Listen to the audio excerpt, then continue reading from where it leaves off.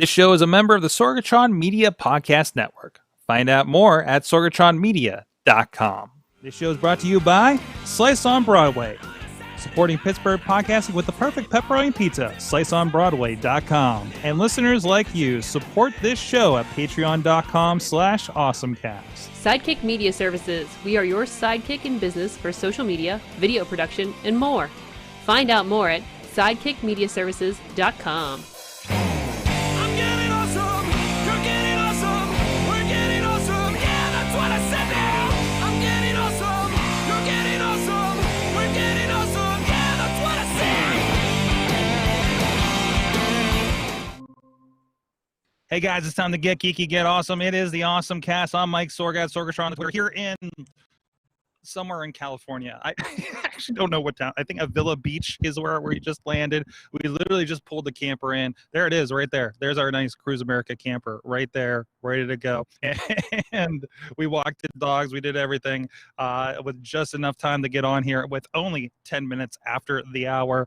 It was a nice 4-hour ride. We got to see the Golden Gate Bridge today, to take Mom to the Golden Gate Bridge and everything and take some pictures, and drove across the Golden Gate Bridge, which I did not expect or want to do with the camper. So we're having a lot of fun out here on the Sorgs Across America. But in the meantime, we do have a crew with us. I hope the internet's keeping up with us. We have, first of all, from Studio C in the D in Dormont, Pennsylvania. Way back home is John Chichilla of Big Bank International Esquire. How are you? So you're at some beach, but where's the beach? There's on the other side of that mountain right there, I think, or this mountain, okay. Or on the other side of I think that mountain over there, or over there. I kind of lost my bearings when I came in here. You're surrounded by mountains. I am surrounded by mountains, and it smells very, very oceany here, at least, and fresh, and not bitter cold like it was up in NorCal. So we're not far from like Bakersfield and things like that, I believe. So, also with us, I think her microphone's working. The Dudders is back with us. Hi, everyone. I had a brief spinning beach ball issue, and I'm blaming it to the fact that Apple had all the announcements, so now my MacBook's like, whoa. Yeah, this is going to be fun because I've seen nothing. I've seen nothing for the wrestling show, for the pay-per-views this weekend. I've seen nothing for the Apple announcement because I've been driving the entire day. So I can't wait for you to tell me what's going on with these things. So, Katie, you might want to double-check your microphone. I'm not sure if you're on your AirPods or not. It sounded a little roomy. So, although I'm kind of afraid since you were having issues with it.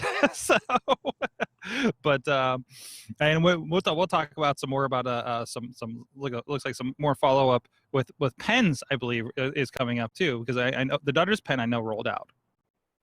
So, oh, you're muted again. Pens on pens on pens. Pens on pens on pens. And if he'll unmute himself, you notice we're back to hopefully full visuals than what we were doing last week, because Matt Carlins, mainstream Matt Carlins, is helping us on the ones and twos in the studio in Pittsburgh, PA, at Sorgatron Media right now. Matt, I don't know if you want to chime in and say hi, if you're able to. Is that too many? Hi, ones Sorg. and twos I'm very for you to busy. do? There are many buttons to push. But you guys are doing great. So keep up the great work. Hopefully you'll be able to pull up some of the sites as we go here, so we have some visuals for you guys on the video version of you. And the audio, well, you'll just have to use your imagination like you usually do. But in the meantime, I do have the documents. We do have internet here, at least the fine LTE ness of it. But we do have everything over at awesomecast.com, including the last episode. I want to apologize to the Patreon supporters because something's happened where I can't log into Patreon other than there in the studio. So I haven't been able to update it with last week's episode. So if you were listening and were like, where's my episode for the week? We were having some problems with that. And I can't get it verified for some reason. So I need to talk to Patreon and figure out what's going on there. But anyways, please go check out everything at awesomecast.com, at awesomecast on the Twitter. And of course, the AwesomeCast Facebook page and group. Of course, a group, we have a lot of the stories that we talk about throughout the week, including what's in the list today. I don't know. All that might get blown out for Apple. I don't know. It depends on how that went today. And also, we are here live every Tuesday, apparently no matter the time zone, at 7 p.m. Eastern Time on our Facebook Live. And also, we're over on the Twitter page, Periscope, YouTube. So it's the easiest, whatever's easiest for you to view us. Also on the Sorgatron Media Twitch page as well, if you like to do that. Thank you to our audio partners who are literally right down the road here at the 405media.com, as well as postindustrial.com. And thank you to those Patreon supporters at patreon.com/AwesomeCast, our friends at the Coffee Club, Matt Weller, John DeGore, and John Carmen, and our friends at the fan of the show level, Michael Fedor, pghmuseums.org, and Professor Buzzkill. Oh, and Dave Ponder. He's on the next line. Hi. So thank you, everybody. You guys support us too at patreon.com/AwesomeCast. So let's get into our awesome things of the week. And I guess I already kind of teased it a little bit, but Katie, what's going on in your world? Hi, do I sound okay now? It's a little roomy, but you're there. I'm blaming AirPods. She was having some beach ball issues on her computer, so that we have her is a miracle, and that's fine. Get me. So the big exciting thing, one of the pens on pens things is the fact the Pittsburgh Penguins, the hockey team, obviously Pittsburgh, did a feature on me for Hockey Fights Cancer Month. I do work part-time for the Penguins. I've been part-time with them for about 11 years now. We figured out I started with an internship way back in the day, and then they hired me on part-time since then. I actually came on the year that they won the Stanley Cup in 2009. Like, that summer was when I started. So yeah, I started out pretty big, and they were nice enough to do a feature on me for Hockey Fights Cancer, and it was great. And it told all about my cancer story and from like day one, how it just kind of knocked me down and how tough cancer is, and how I can talk about how the team has supported me and how my immediate co-workers have done some amazing things for me since I've been at the Pens. And the day I shaved my head, they all wore wigs, which was great because I wasn't prepared to announce it publicly yet or let people know publicly yet, and so they all had wigs and I cried and. But it's a really great story. It was on NHL.com. I'm hockey now. That's awesome.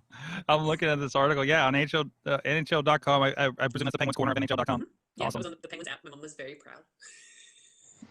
That's great. I still love that wig pick. That I know I've seen it before, obviously, but to see it featured there is so great. That's awesome. And I guess there is new pen news, I understand. Yes, and pen as in the writing pencil news. Our friend Chris Momberger of Momberger's Modern has 2 new pens out that he is auctioning off on eBay for me to help me with bills and such, which I really, really appreciate. But he's got 2 new designs up. One is a pink marble pen, which people seem to like, and then the other one is made of various colors, different colors of wood. But you can bid on them. I think there's like 5 days left on both, possibly.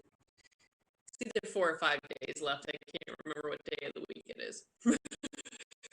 That's awesome. And of course, please go back a couple of episodes when we talked with Chris, the Momberger's Momberger's Customs, was it? I'm off the top of my head. I'm sorry. Modern, thank you. But we talked with a couple episodes ago of this show, and please, we went deep dive into pets. So definitely worthwhile. Go check it out if you want more about that, and check out his Etsy for sure, right? To see what's going on there. So that's awesome. So I love to see that these are completely doing great. How did the first couple? Where did they end up with the first couple eBays? The first pen was like $122, I believe. Mm-hmm. For a pen, which was really awesome. And then the second and the third are the only other 2 in the series, but we'll find out. I think the second one's up to $112 and the other one's up to $102. I don't know what the $2 increments are, but who knows? Who knows? Somebody has fun with numbers. But that's awesome. That's awesome. And these are, and again, like some of these made, they go for like $30-40 a custom. It's amazing. Awesome. Thank you, Katie, for sharing. Chilla, what is your awesome thing? Or do you have a pen comment? No, the pens on pens, Dudders on the pens on Dudders. It's the pens. Both pens are awesome. The pen that Momberger was working on, they're kick-ass. So, and I'm sorry for the explicit tag. Oh, that's fine. But the my awesome thing of the week is, and another week goes by and Wyze announces another product. Yeah. So in with the Apple announcements today, I think there was some interesting stuff there. But what I found super cool as a robot vacuum owner, Wyze announced their in air quotes super cheap robot vacuum with LIDAR. So for $199, you can pre-order the upcoming Wyze vacuum. What's cool about this with the LIDAR is it's not supposed to bump into a bunch of things before it figures out that it needs to turn. You can check where it's vacuumed. You can set up perimeters. It has 3 configurable suction modes.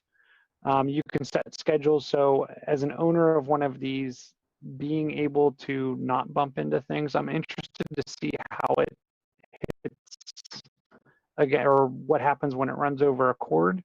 The other thing, though, that did surprise me is it looks like it only has one like spinner thing. So I'm hoping the suction makes up for that. Mine has 2 on the edges that spin around. But if it's not going to bump into things, this is where I may broaden my robot fleet, and maybe my old one will go to a different floor, and this one would go to my main floor that needs vacuuming the most. But I'm noticing the LIDAR usually isn't in this cheap of units. It's showing the Roborock version goes for $750 with LIDAR. Yeah. Yep. So mine was $300 or $400, and it didn't have LIDAR. And Wyze isn't like a security company, a security camera company. They're what can we get cheap from China and build company, right? Yes.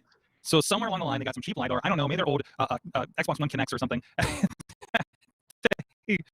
that they broke down and strapped to a robot, right?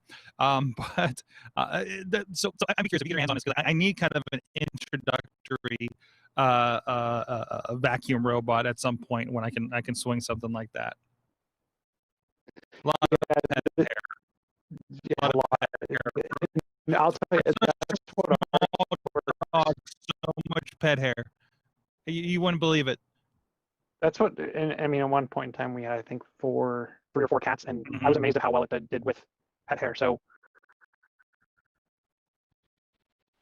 we'll have to see how this one does. But again, I mean, I've had it where it alerts my phone to say, like, the motor's stuck because it rolled over a blanket, or I had it accidentally kind of run under something and get stuck. I had it suck up USB cords. So I'm interested to see where LIDAR plays in that, but also letting me see where it has and hasn't vacuumed.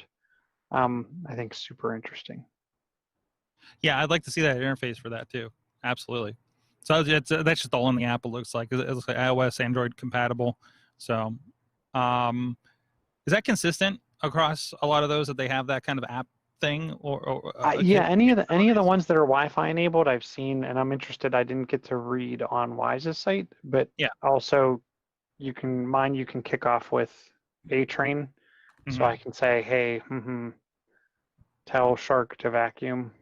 Tell Shark. You just call it Shark? Wait, is it a Shark? It is a Shark. It's made by Shark. Okay, yeah. Okay, that's right. That's right. I remember it was a Shark. Okay. So I can tell it to, but it'll also, what I find more interesting is the like being able to check the container module, or whatever you want to call it, the capacity. Is it almost full? Yeah. Also getting alerts of, hey, I'm stuck. Help me. Can you just have it say help me? Like, does A-Train just say help me in the voice, and you're like, oh, I gotta go get it out of the corner. Yeah, it does. So the interesting thing, the alerts don't come back to A-Train, but they all come to the app. But you can, in the app, set a schedule, so you can say, like, every night at 3 o'clock in the morning, vacuum your floor. And it's quiet enough that it's not going to wake you up. Or like what happened to me when I stayed in Dallas one time, went to Airbnb. Make sure you do it at the creepiest time for your guests to encounter it. Yeah. There's some video of it like stalking me. But anyways, awesome. so check that out. Jeez. I don't see why not to get Wyze at this point, other than maybe you could have some security concerns. But anyway, so my awesome thing of the week, this is a trigger warning. This is partially political, but this was a meme that was all over the place over the weekend. I think Saturday's when this thing went down. Of course, there was this issue where maybe somebody booked a press conference in Philadelphia at the Four Seasons Landscaping instead of the Four Seasons hotel, resort, whatever it is. So that aside, but this also involves a friend of Sorgatron Media, because this is somebody who was featured on a Sawtooth Willie episode. If you go to look up Sawtooth Willie on YouTube and see the episodes, there's about 3 episodes there with a couple of furries. Now you know why we're talking about it. But he made, and I've been seeing on his Twitter, like there's a really good, like VR Chat is the name of the program they're using in VR, for these kind of, like, they can go be furries in virtual space and everything, which is really cool. But apparently one night he went and created the Four Seasons landscaping scene from the press conference for everybody to go in and hang out on. And this hit BuzzFeed, it hit everything. It was trending on Twitter, and if you see, there's a video on his Twitter of him showing everybody. And I'm also really impressed because even beyond that, and beyond him creating this thing and friend of the show being featured on Twitter and BuzzFeed and all these things, I'm really impressed because I hadn't seen too much of, and I'd love to know a little more. Obviously, he's probably got the higher end VR to hook up or stuff, because you see him moving his hands and gesturing in real time with the mouth is moving, which is already better than most furry outfits, right? So,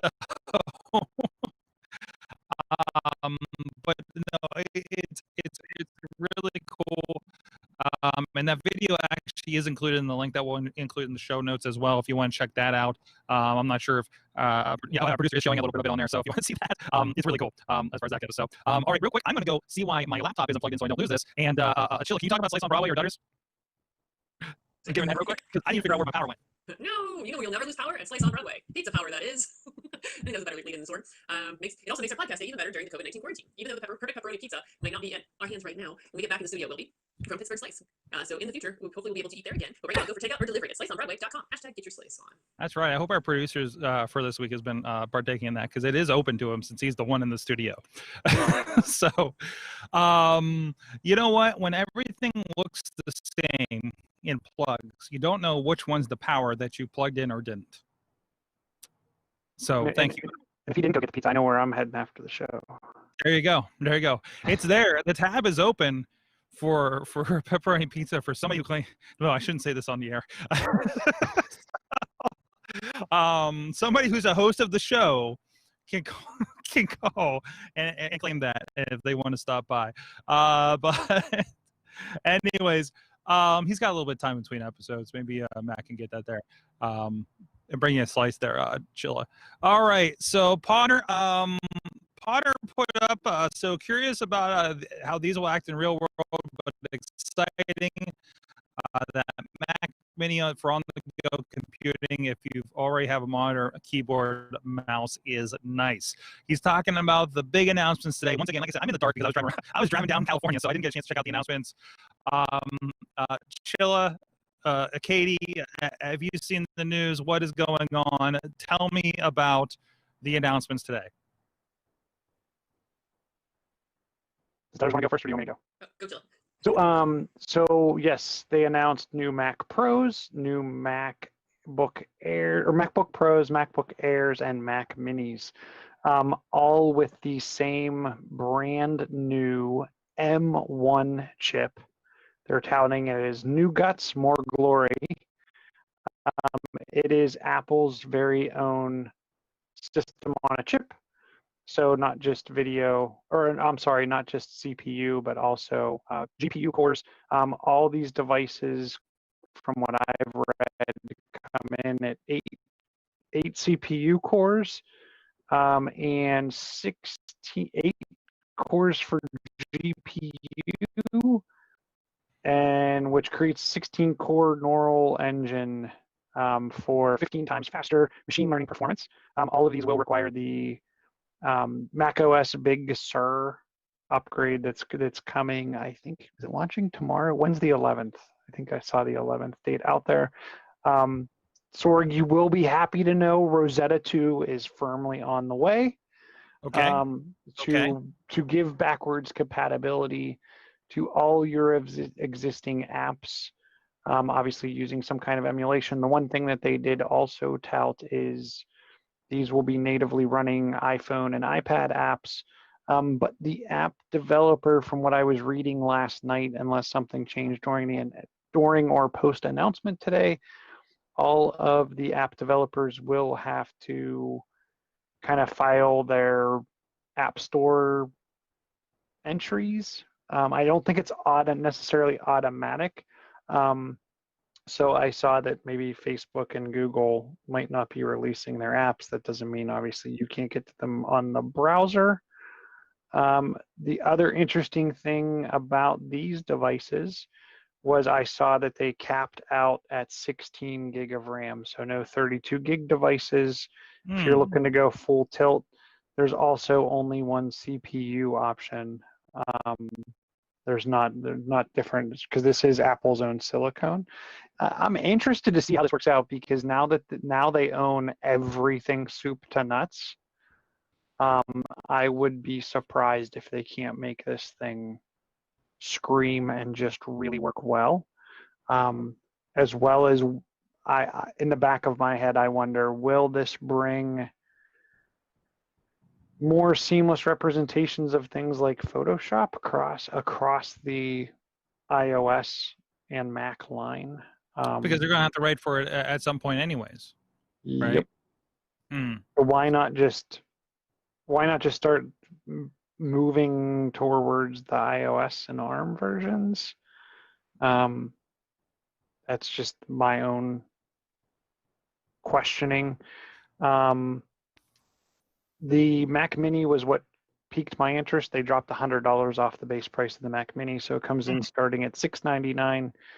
That is for an 8 gig of RAM, 256 gig hard drive. I think bumping it up to 16 gig was an additional $200, so that takes you to $899. And then obviously your mileage varies based on what size of SSD. The Mac Mini does come with Ethernet. It does come with Wi-Fi 6, which also surprised me. 2 Thunderbolt USB 4 USB-C ports, 1 HDMI, and actually 2 USB-A.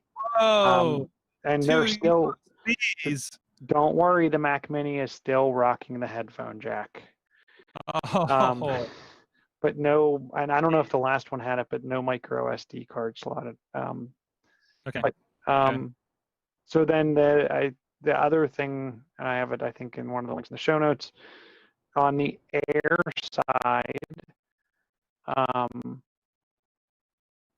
they updated the keyboard, which now includes things like emoji, do not disturb mode, and the emoji key stuck out to me. Some of the things that didn't make the cut on the MacBook Pro 13 with M1 chip is that it didn't include some of those keys because the function keys are gone. Because don't worry, it also includes touch bar. So if you need to give your hankering for Doom running on your touch bar, you can still get that on your M1. They also did state today, didn't say for how long or if it's indefinite, but they will be also continuing to sell the Intel chip versions of these pieces of hardware. They should too, because I'm sure they're not covering all the bases. Are they covering the entire line with this, like all the way up with like something like the Airs and the Pros? Like so they have a Pro 13 with M1. But no 15. No 15. Is there 15? You go to 16. Oh, there's a 16. I see. No, there's no 16 with the M1 either. Do we still have a 15-inch MacBook? It's just You're right. I mean the 16. I mean the 16. Okay. And I see. So the 16-inch is still the Intels, and then the M1s are on the smaller 13-inch. That's just kind of what they got into. It looks like.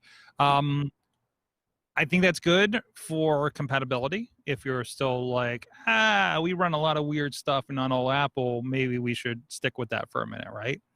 I gotta tell you, I'm eyeballing potentially next year picking up a Mac Mini for the studio, so I'm not like always tethering in my MacBook and making that battery swell for the second time from having it plugged in all the time. But that might be dip the toe in the water a little bit, right? I'm getting worried because a lot of things are telling me that I'm running legacy software right now on my current OS. So, and I imagine those are all the ones that are going to go away. So, like to see the specs once they're out, once they're in people's hands. I want to hear from some Final Cut people. Want to hear from some Photoshop people, hell, even the Premiere people, and see how this operates. If it covers most of the bases, I'm in. So they did, and I'm trying to find if it's part of the 3 times faster performance comment or if it's part of one of the other topics. But if you do read the fine print, one of the tests that they did around their commentary of 3 times faster performance, they did compare this device. Now, sorry, take this with a grain of salt, but the speed test comparison was done based on the Apple M1 chip, the 3.6 gigahertz quad core, and they versed a 3.6 gigahertz quad core Intel Core i3 Mac Mini. Both devices, both devices had 16 gig and 2 gig SSD. They used a pre-release of Final Cut 10.5 with a 55-second clip using Apple 4K ProRes RAW media at 4K and almost 60 frames per second. A lot of numbers, but I'm sure everybody's cross-eyed out there. But I feel like that's if you need super crazy high-end 4K powerhouse, I don't think this is it yet. And I think that's where you should take that pause if that's what you're in the market for. It's kind of see where it is next year and see how it all shakes out. So you need, especially new silicon, new OS. You give it 3 months before you even hop on it. I'm so afraid to update my OS right now. The only other number I was impressed with was they're claiming 20 hours of battery life. Yeah, well, because it's their own silicon, and they're gonna yeah.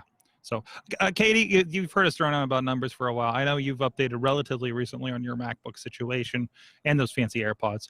But is anything kind of stick out for you for these new ones? The cheaper price for the next level or for the next go around may be okay. Yeah, that's exciting, especially when you're always concerned. You're like, oh no, I hope this lasts as long as I think it will. Podner did say that they will run Adobe apps. He did tell me. Right out the gate. Yeah. Good. So we already had that dedication from them after they took their sweet time the first time around. Good. That's good to see. So, and everybody else will fall in line behind. It's just going to be growing pains if you're using if I'm using Pro Tools that hasn't been updated or my Wirecast 7 that I never updated for 5 versions.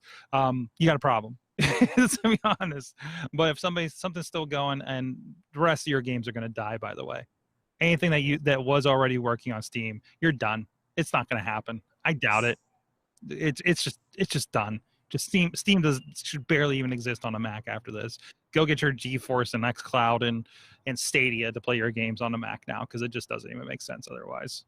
Is my take on it, at least. So, okay, so that was the big one. That's the one we were all waiting for, right? So. By the way, I spec'd out mine. I'm getting the higher end Mac Mini, and I threw 16 gigs unified memory. I notice there's no graphics chip. It's the M1 exclusively, isn't it? Yep. It's just like the iPad or iPhone. It's the entire system on a chip. $10.99 with a 0.5 terabyte and that free year of Apple TV Plus. Yes. So you can watch Charlie Brown whenever you want.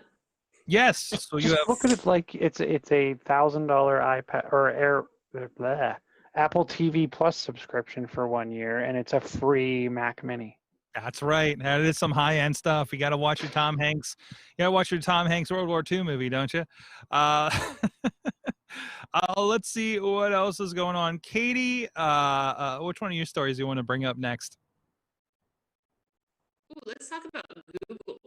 So in their travel features now, they're going to have more about COVID restrictions, specifically to the area you're traveling in. So Hey, I can use this right now. I know. I did not know they have a COVID layer on Google Maps, apparently, which is pretty nifty because if you're traveling at all or you're in, you're out and about, even though we should be at home, but if you have to leave for whatever reason, like, bring Missy back from California, and you know how COVID is in your area. Yeah, she's in the camper right now. So it has happened.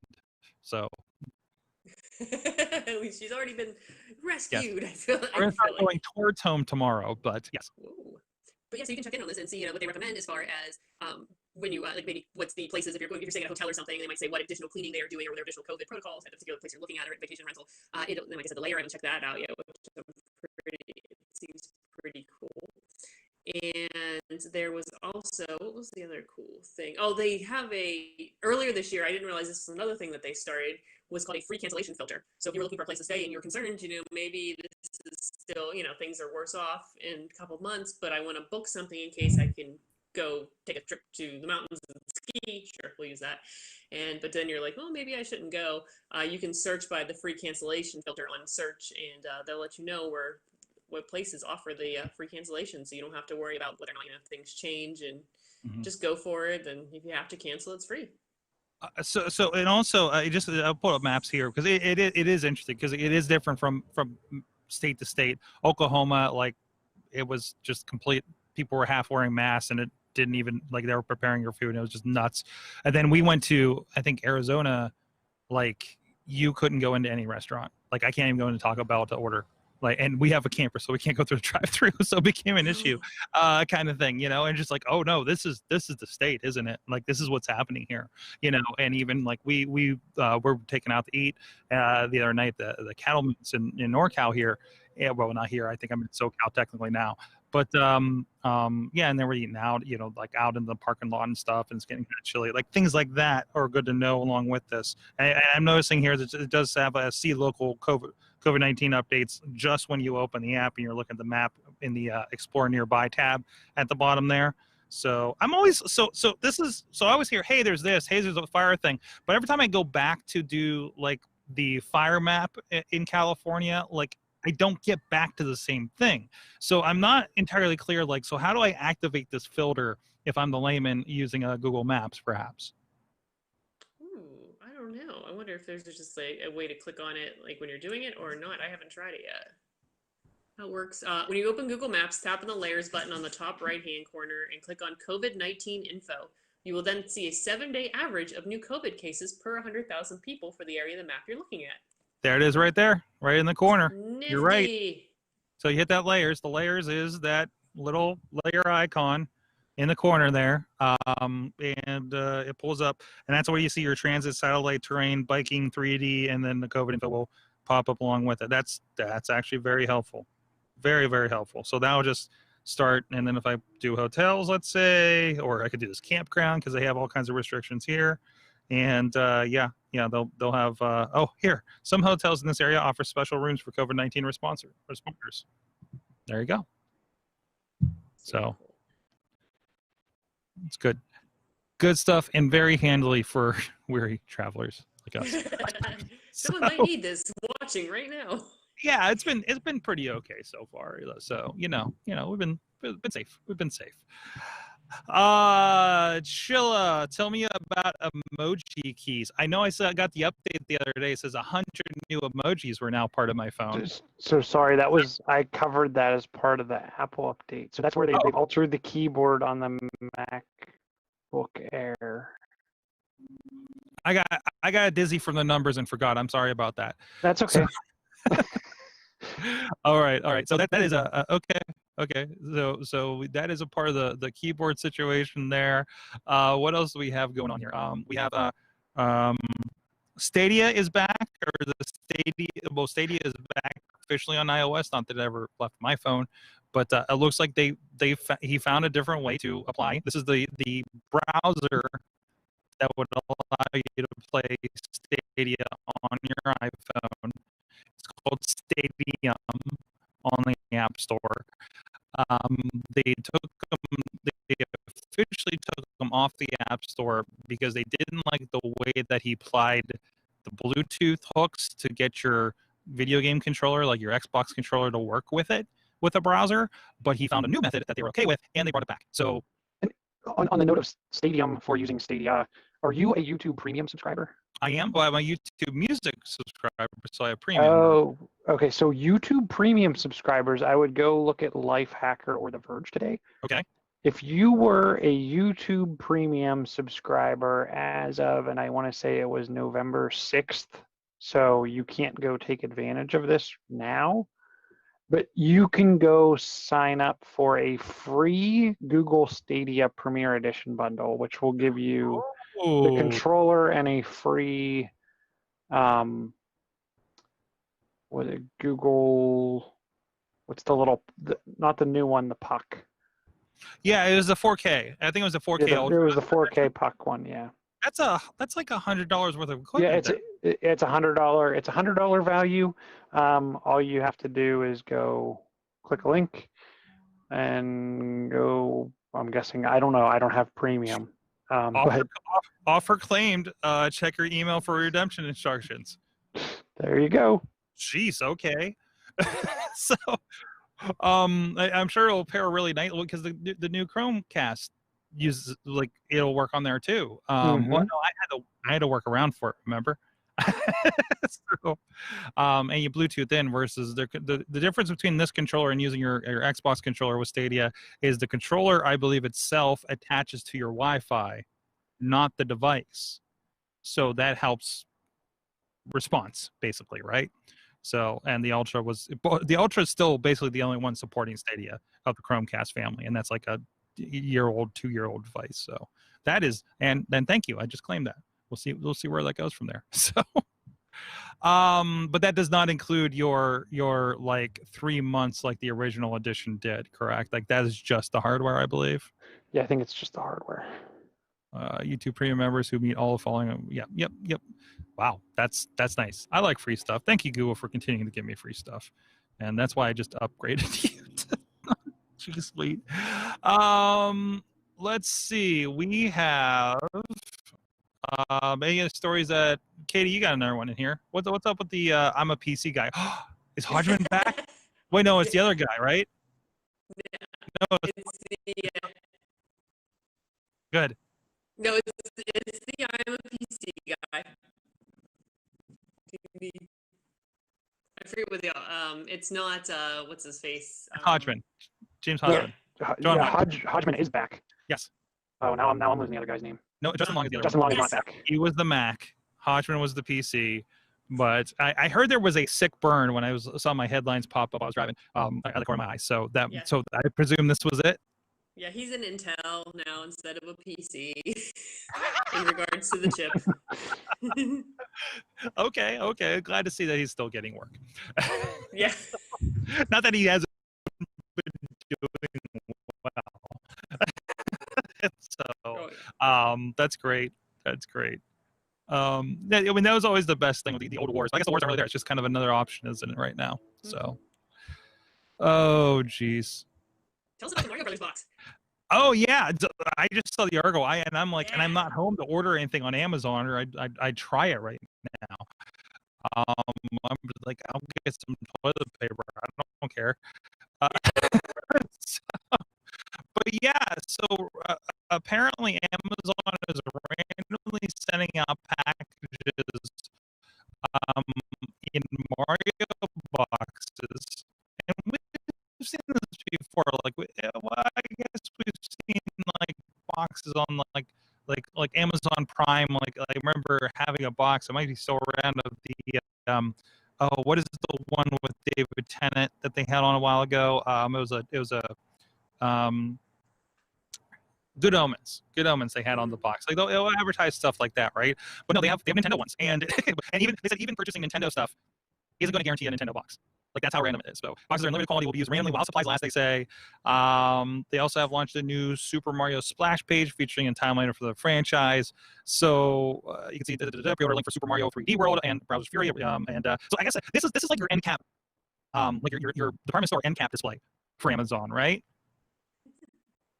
I had a Minions one. It was a yellow Minions box. Oh, the Minions one. Yeah. What was that on? Was it because it was on Prime or just it came out or something?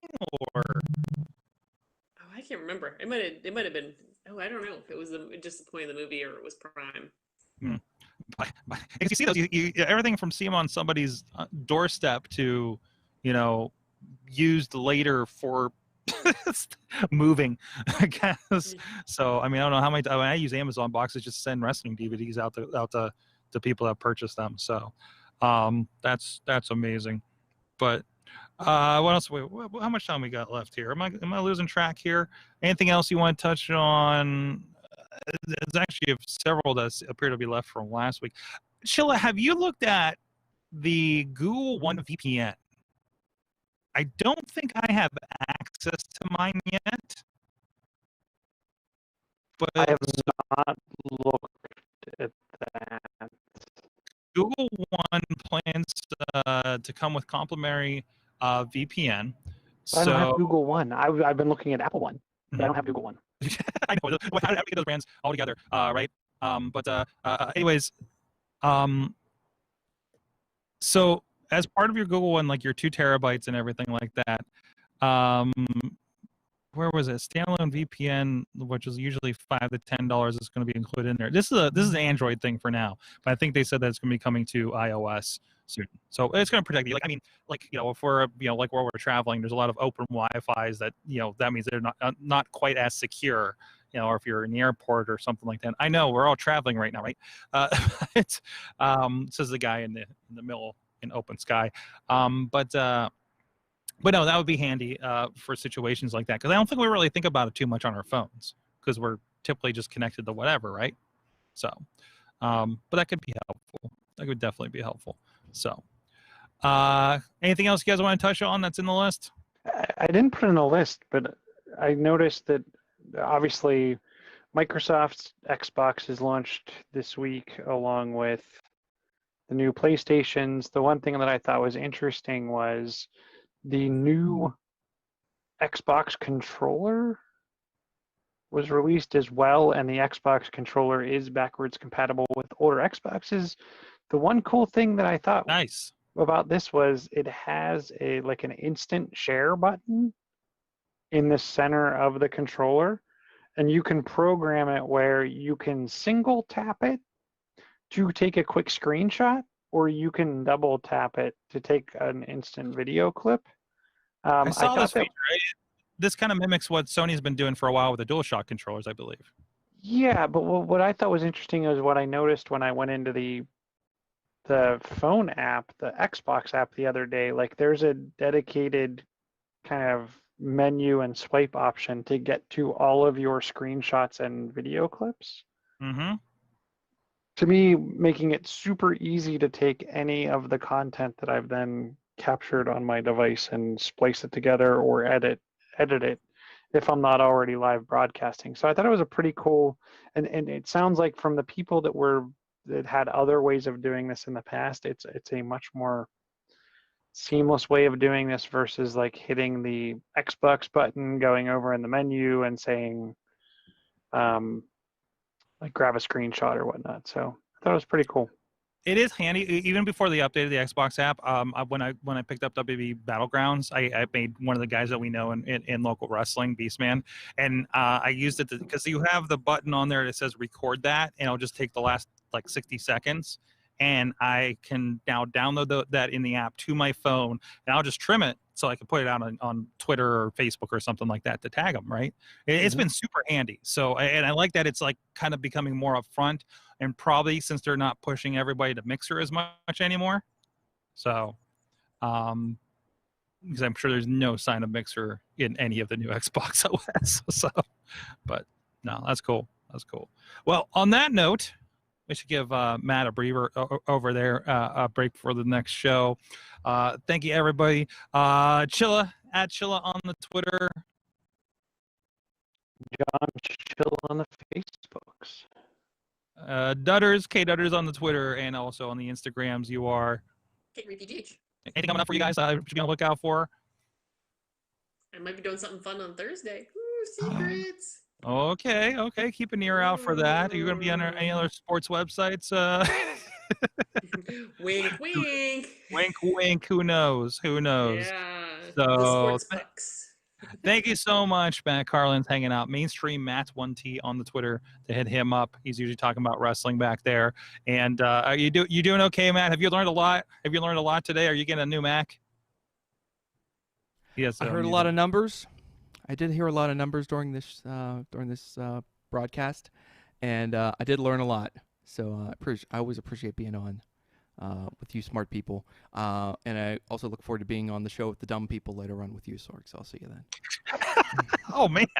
Wow. Way to color that. So, anyways, the wonderful, very bright Wrestling Mayhem show will be on at 9. Go check that out, of course. Thank you, everybody. Thank you, Matt Carlins. Thank you, everybody in the chat room. Sorry I haven't been able to, bandwidth issues. I don't want to get too crazy here. So sorry if we haven't been on top of that. Thank you. You have been our awesome audience. Please have an awesome week.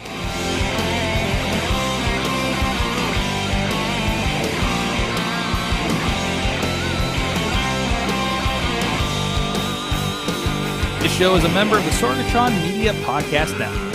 Find out more at sorgatronmedia.com.